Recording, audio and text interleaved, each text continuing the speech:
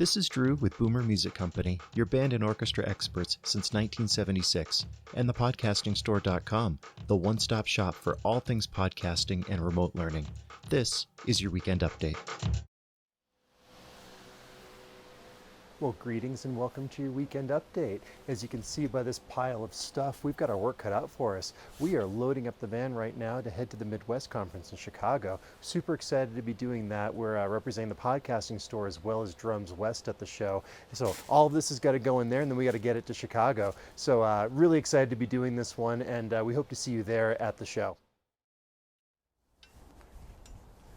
So one of our videos this week was from our recent Step Up Day, and Ian Sawyer walked us through the process when he's got students who are trying out new trumpets and what to do, what to look for, and how that process should work. Because it can be pretty daunting. There's a lot of options out there, and a lot of people that aren't as well versed in the product just don't know what they're looking for or how to do it. So if you haven't seen that video yet, check out a clip from that.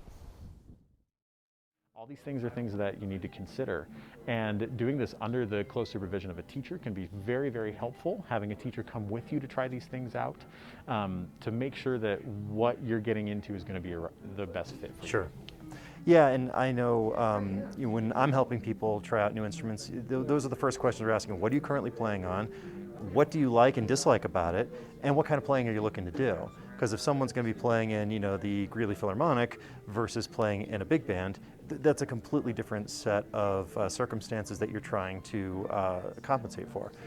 That's a great point. Different styles are going to require different sets of equipment. I even play on 2 different trumpets based on if I'm playing symphonic literature or jazz literature.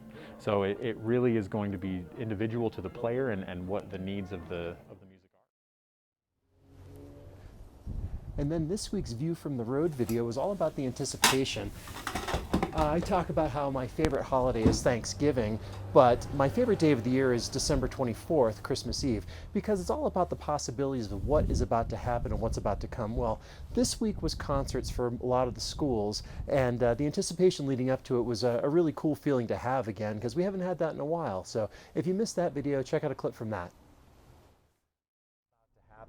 And I've said before, my favorite holiday is Thanksgiving, but my favorite day of the year is Christmas Eve. And that's what this feels like. I love the build-up and the anticipation of what's possible and what's to come, because the imagination runs wild, and you know what it can be and what it should be and what it might be. And it's going to be some really great performances. And as I keep saying, the kids have been working really hard.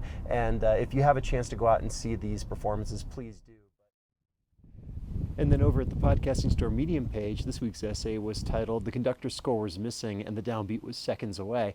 And that's a story from my college days when Professor Nair, our conductor at the orchestra, he thought I had the score and brought it on stage for the performance, and I thought he had it, was bringing it on stage, and it turned out that both of us were wrong.